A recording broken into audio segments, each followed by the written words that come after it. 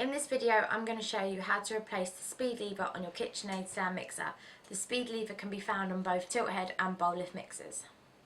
Make sure the power is switched off and your appliance is unplugged. Start by removing the end cover. To do this you will need a screwdriver to undo the screw at the top of the end cover. Lift the end cover off. Next, remove the trim band. To do this, you need to remove the two screws at the back of the mixer. Keep the screws together safely so that you don't lose them, as you'll need them later when you put the trim band back on. Now, remove the trim band by lifting it off the mixer carefully. Next, you need to turn the mixer upside down and place it on a cradle. On a head mixer, using a flathead screwdriver, loosen the grub screw by placing the screwdriver into the slot and turning it a few times.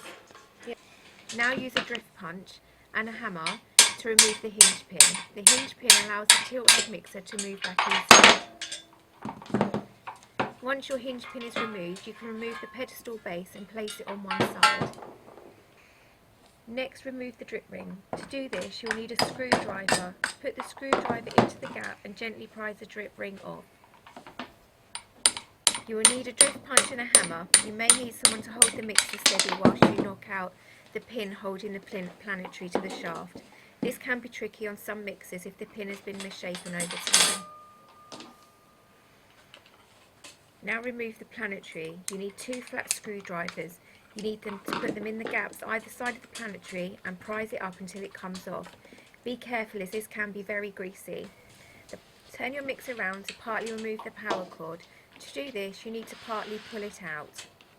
Next, remove the 5 special screws using a flathead screwdriver or a square head screwdriver if your mixer is fitted with square head screws.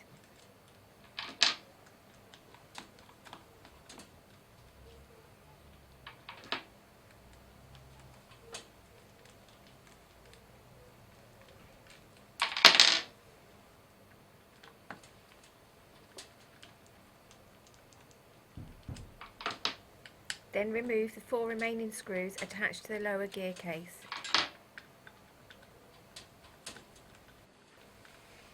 This mixer is a US version, therefore there are no wires attaching the lower and upper housing together. With the European version, you will need to open the mixer like a book and rest the lower housing next to the upper housing due to wires connecting them together. The lower housing may simply lift off. If not, use 2 levers. Place them into slots either side of the gear case housing and prise them up carefully until they come apart. Be careful as the 2 units will have lots of grease inside them. When you look inside the housing, you'll see the control plate and above it is the control spring. Remove it from the board. It is easier if the speed lever is set to the off position.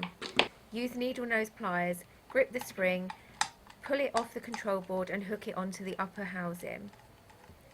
Now you can release the speed control link and cam. To do this, you need to take out the pivot screw and tension washer. This can be found on the base of the upper housing.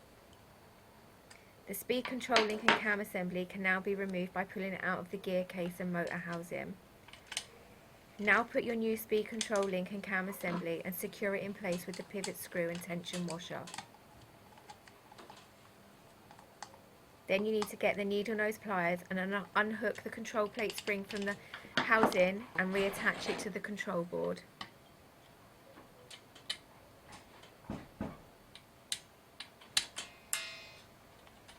Now tighten the pivot screw.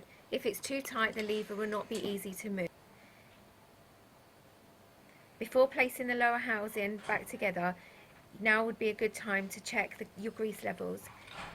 Now you need to put the gear case back onto the housing. This should just fall into place. But if it doesn't, just jiggle the shaft until it's found where it's meant to sit properly. Then you can just remove the extra grease around the edges. Please be careful that no wires get trapped. Now you need to reinsert the 5 special screws and the 4 mounting screws, tightening them with a screwdriver. Ensure you have used the small washer on the rear screw as shown.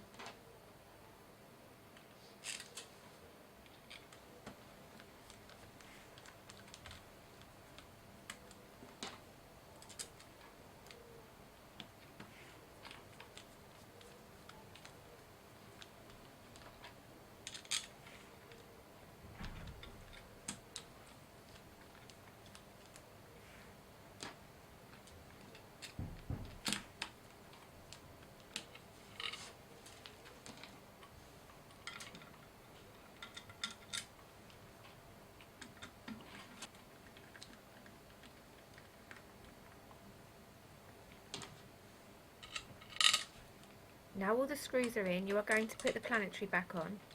To do this, you need to line up the holes first, as this will make it easier to slide on. Then get a drift punch and put it through the hole of the Planetary to make sure it is lined up with the shaft. Take the groove pin and knock it back in using the drift punch and hammer. The pin goes all the way through so that it is flush.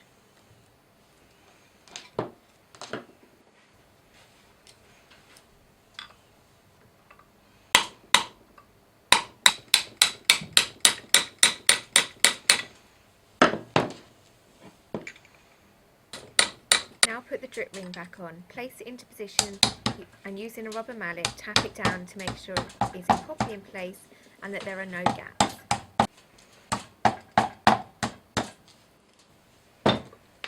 Turn the mixer round and reinsert the power lead. Next we will reattach the pedestal. On a bowl lift mixer, attach it with four screws removed earlier. On a tilt head mixer, place the pedestal back on the head and insert the hinge pin through the hole. You may need to use a mallet to knock it into position. Sometimes it can be fiddly to line up. The pedestal a little will always help. Keep tapping the pin until it is flush and even on both sides.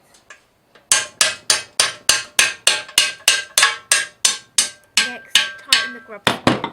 Just place the screwdriver in the slot and turn until tight. Now we're going to turn the mixer back upright to finish the last bits. Now replace the trim band. Just take the trim band, pop it back over and screw it back in.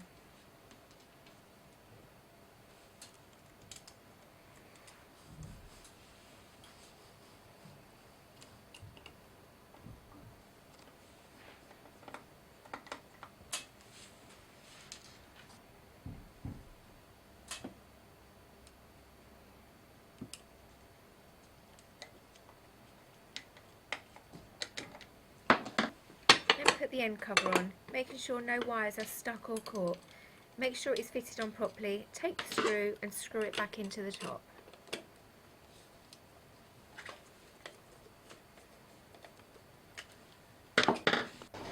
Now plug in your appliance and switch the power on.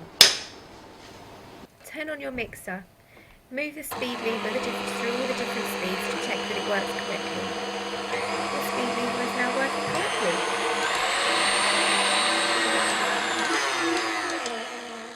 If you have any queries following this video, or if you've seen any parts you would like to order, please visit our website www.kaparts.co.uk. Thanks for watching.